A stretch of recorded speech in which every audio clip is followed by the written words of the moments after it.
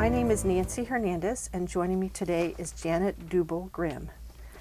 Thank you, Janet, for being with us today and for sharing your memories. Thank you. I'm very pleased to be here.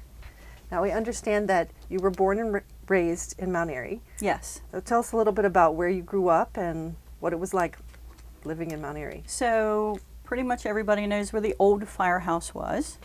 Right next to the old firehouse on the same side is it's apartments. So it's a older building with 2 porches, and my grandmother, Estelle Smith, well, she was Fleming then, lived in the downstairs, and my mom and dad and I lived in an upstairs apartment while the house was being built on Plainview Avenue. And when I was 2, we moved into the house on Plainview, and that's where I grew up.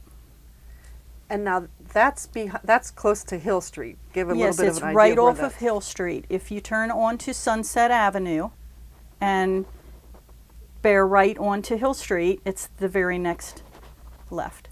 Okay, so that was close to town, but a little bit removed. Okay, so tell us a little bit about what it looked like then. As you entered it was all houses that were pretty much built in the 50s, I will say, except for the ones on Hill Street. Those were the ones that were your Victorians and bigger homes.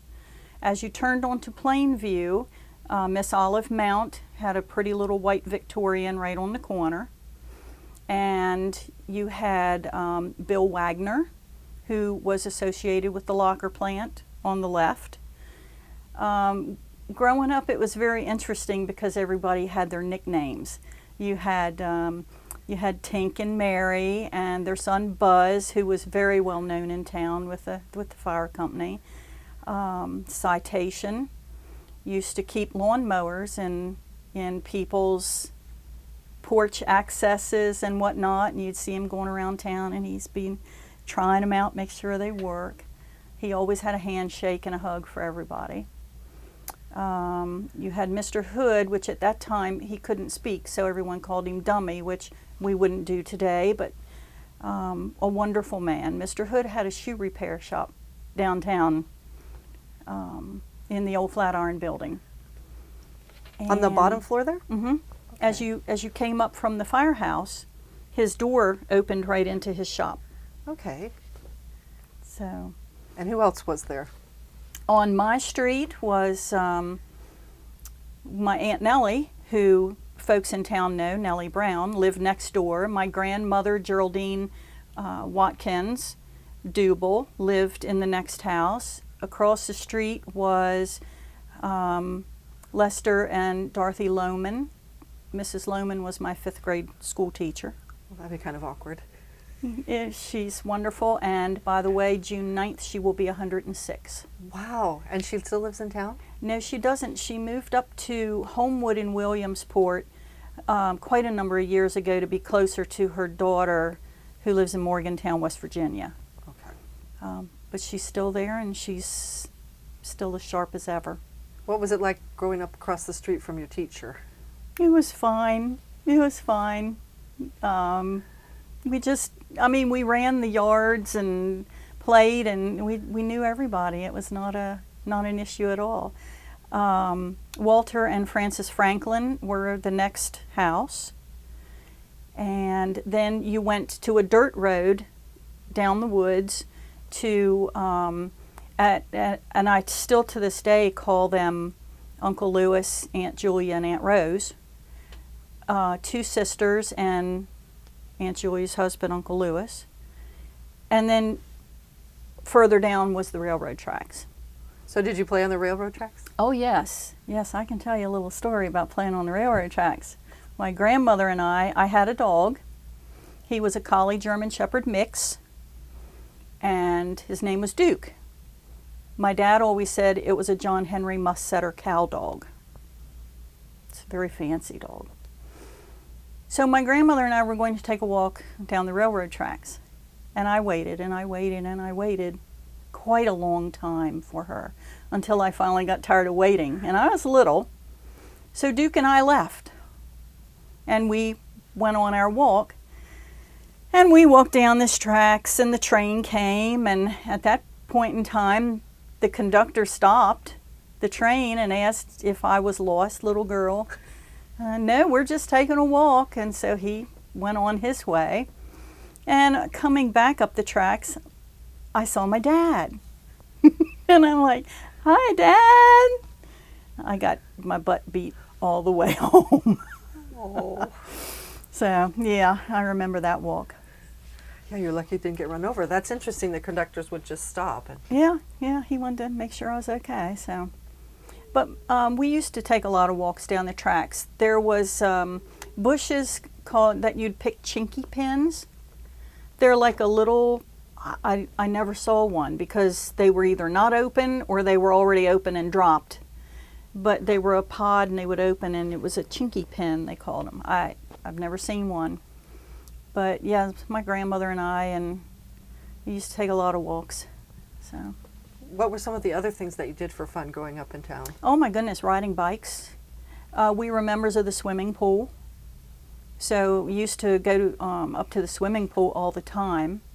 As a kid, would walk home from the elementary school, and I'd always walk on the wall that was in front of, at that point in time, my Uncle Ira Watkins's house.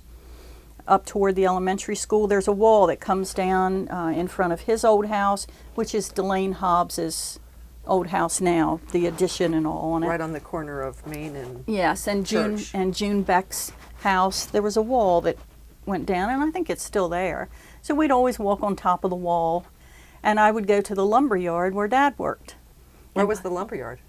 The lumber yard is directly behind the buildings right across from the town hall. So if you picture the buildings right across from the town hall on Main Street, behind that, it's now the, Antiques Emporium or something. That was Mount Airy Lumber Company.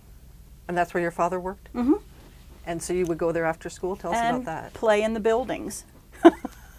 climb the wooden ladders and walk the wooden walkways, and would jump down onto the bags of concrete that were stocked up there for people. When you are in the town parking lot, you'll see two main buildings, separated by a lower building. And the lower building wasn't there. So you had the two main buildings, and then you had other buildings on behind those. And Dad would spend most of his time in the one building where they had a lot of equipment. Saws and whatnot, and he'd cut glass for people and saw lumber and all that kind of stuff. Seems like a little bit of a dangerous place to be playing. It was back in the day. We didn't get hurt and nobody cared. It was great. Right across from, the little street that goes up toward the Antique Emporium now. Okay, yes. There was it was the lumber company offices. They're not there anymore. It was right on the street, right on the corner. And I used to spend a lot of time in there. Herman Gillis worked there. Uncle Ira, who owned it, had offices in there. Delane Hobbs had his photography store was right next door, that little low brick building just before you get to the train station area. That used to be his wife's clothing store, as a kid's clothes store. And then Delane Hobbs, when that closed some years later, Delane Hobbs had a studio in there. Oh, wow. So you've seen a lot of changes within the town. A lot of changes. Yeah, a lot of changes. Mount Airy had a jewelry store at one time. I think his name was Chick Straw. I could be wrong. But it was either on the lower side of the restaurant, the Mount Airy restaurant right down the street, or it was on the upper side. But it was just a small little jewelry store. Okay. What other kinds of businesses were there? Happy Albright's appliance store. I think he sold a good many appliances and whatnot. Lindsay Browning's grocery store, and Lindsay would deliver in his big black sedan kind of thing. He'd deliver your groceries. It's in the same, his store was in the same place as Browning Insurance. Okay. Across the street was Tops Market. So Topper had a grocery store that... Just very close within one another. right across, yeah. There was also, so where, is it Lorenzo's? Lorienzo's. In that group right there, when I was growing up, there was a furniture store. I always remember the furniture store because there was a big stuffed Arctic fox that you could see up on a shelf. And I wanted that thing so bad. That store burned. I don't remember when I looked on Mount Airy history, I didn't really see a date for that, but I was little and I stood over in front of Browning's and watched the fire. And there, for a long time, there was a wall there with nothing. It was just like a little, like waist high or whatever wall that separated the sidewalk from Plummeting below. below, yeah. Yeah.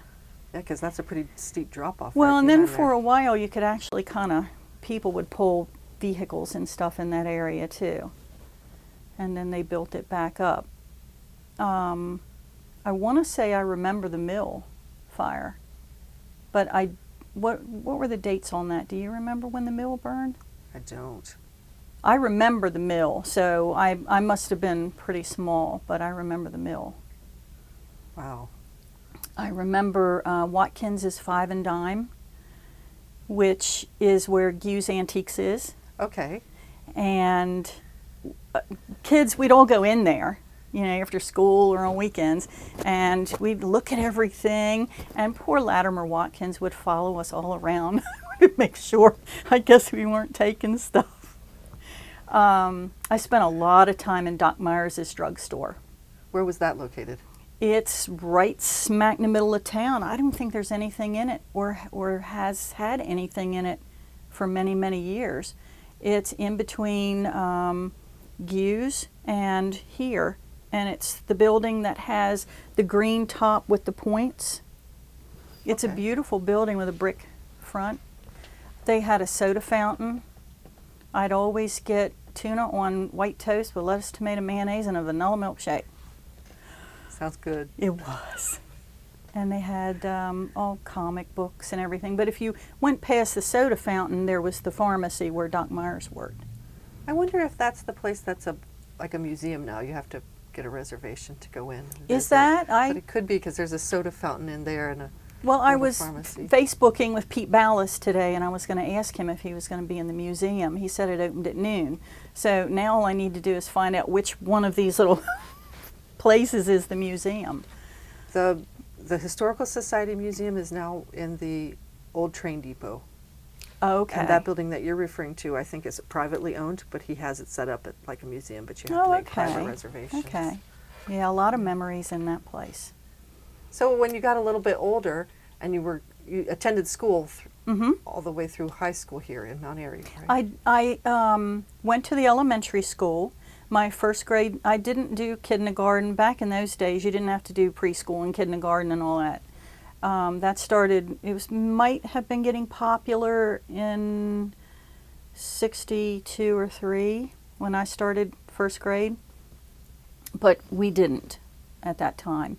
My first grade school teacher was my Aunt Corinne Watkins, who stayed an extra year prior to retiring to have me in her first grade class. Unfortunately, having a teacher for an aunt, by the time I got to first grade, I could already do my numbers writing from 1 to 100. I could write cursive, not just printing. I could sit and read to you The Wizard of Oz. And then when I started first grade, it was see Dick run. Oh no. See Spot run. So most of my reports home to my parents were if she would only pay attention and quit drawing horses. I was bored, I'm sorry. So, But it was good memories, good memories. I had then Mrs. Will, and then Mrs. Friend, and then it says 1, 2, 3. I don't remember fourth, and then Mrs. Lohman was fifth, and then I went to the middle school where we changed classes. So that was a lot of fun. Now, did you go to high school here, or did you go to South Carroll? No, I went to Linganore. Oh, okay. Because Main Street divides Frederick and Carroll County, and we were 100 yards from the Carroll County line. My sister went to Linganore. Went to South Carroll. Your sister went to South Carroll, but She you went to did. No, my sister went to South Carroll. She was more into music than I was, and they had a better music program. So she actually went to South Carroll. Now that's interesting that you lived in the same house and you went to two different county It was schools. just a change in the programs, just a better program at one school than the other. But I loved the people I met at Linganore, had a great time, and wouldn't change it. That's interesting. So So tell me a little bit about when you were in high school, what you all did for fun here in town. oh my goodness. Well, like I said, we were members of the pool, so we did a lot of swimming. Going to school at Linganore, it's a hike. I mean, it's a fair piece. And most of the people that I went to school with lived more toward Liberty Town, and in that area they were a lot of farm kids. And so they really didn't come to Mount Airy that much. So the people that I hung around with as far as school friends, there was only 7 of us that went to Linganore. The rest went to South Carroll at that time. So it was Eddie Thren, Randy Gibson, Jimmy Lair, Elaine and Robin Franklin, Tracy Reed. Those were kind of the folks that come to mind quickly, you know, that I grew up with and went to Linganore with. So did you hang out with a lot of the students from South Carroll then? Were there more of them in Mount Airy? I knew more of them because we all went to elementary and middle school together. But, you know, you're getting older, you're meeting new people, you're starting to date. They're off in Carroll County and over toward Taylorsville, you know, now. That's where they focus. So I really didn't see a lot of the people anymore that I had hung out with in middle school. Okay. You know, people grow and change and meet new friends and that kind of thing. So what would you consider some of the biggest changes that you've seen from when you were first living here as a child to what you see now? I know you don't live in town now, but when you come back. A lot of growth, just the developments that have sprung up. For example, just going back Plainview Avenue now, there's no longer the woods with the dirt road. There is pavement that goes to a cul-de-sac to the 2-story houses that overlook Prospect and the Legion area. I mean, it just goes on. You ride out to the new firehouse. I know it's been there forever now, but there's the old one and there's the new one. And you just see houses back Buffalo Road and all that area. It's just all changed. So I would say the growth and the development of the area. And then downtown, Mount Airy was prone to such big fires. And so downtown has changed. I think for the better. I love the little inset in between the place we're in right now, Town Hall, and the others. How it kind of insets and has the restaurants and the little shops. I love towns that are walkable and have nice, you know, trendy little shops and restaurants to go in. And Mount Airy's kind of turned into that downtown. It seems like when I was growing up, my mom would say, "Who is that?" And I'd go, "Well, that's so-and-so. They live on this street or that street." You knew everyone. When I come to town now, I don't really know anybody. A lot of the older people have either passed or moved or whatever. But the folks that have come to town seem to take, like yourself, you're not native to Mount Airy, you moved here, Yes. but you take such an interest in the town, and that's nice to see. It's a great town. It is. It really is. We always called it a bedroom community because so many people that did start moving to Mount Airy worked in D.C. or Rockville, or, you know, they really came here after work to sleep and then get back up and head down the road again. But I think the folks that live here now truly take an interest in the town, and that's nice. Now, when you were growing up here, do you have any idea what the population was? No, unfortunately, I don't. Yeah, that'd be interesting to look and see. 'Cause But I think it's close to 10,000 now. Oh, I'm sure it's definitely tripled, probably. Let's see. How about when you were growing up, what were the fun places to eat? Fun places to eat in Mount Airy. Let's see, there was Frederick. There was, oh my goodness. Well, one place that's no longer here anymore that we did, you know, people cooked. True. People cook, and I tend to do that. My husband and I eat at home almost every single night. And it's nothing for me to just fix something. But one place that was a lot of fun that's not here anymore, you know, everybody talks about Jimmy Cone in Damascus, and there's one in Ridgeville, I think. Isn't there a Jimmy Cone in Ridgeville? On Ridgeville Boulevard? Well, isn't there a little ice cream place in Ridgeville? Well, anyway. By Ridgeville, I'm not sure what you're referring. The road?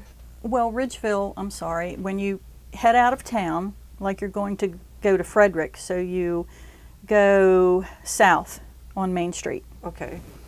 You'll come to the intersection with the light, the very Okay. first stoplight, and it's kind of all developed now. There's a grocery store and there's some shops on the left and with a restaurant and whatnot. That's Ridgeville. Oh, okay. That All was right. that was always, yeah. There is still a Jimmy Cone there. Okay. Well, before they built the highway, Main Street just went through Ridgeville and kept on going to Damascus. Okay. So right where you get to where the highway goes across, there used to be Twin Kiss. And that was an ice cream store, and we used to go there often. And then I think one night it exploded. Oh, why was that? I don't know, I guess gas canisters or something, but the highway came through and took that area anyway. Okay. It was like a So yeah, sad. foreshadowing. Yeah, exactly. I truly, well, so the drugstore, because you could get food, you know, sandwich kinds of things and sodas and stuff in the drugstore at the counter. And then the restaurant. Oh, yeah. Okay. Because it was much So- smaller. How about, you talked a little bit about your neighbors. What types of, did you have neighborhood gatherings or local events or? We always had, so I guess the big things were, Mom's birthday was July 5th, so we'd always have a big picnic on the 4th of July.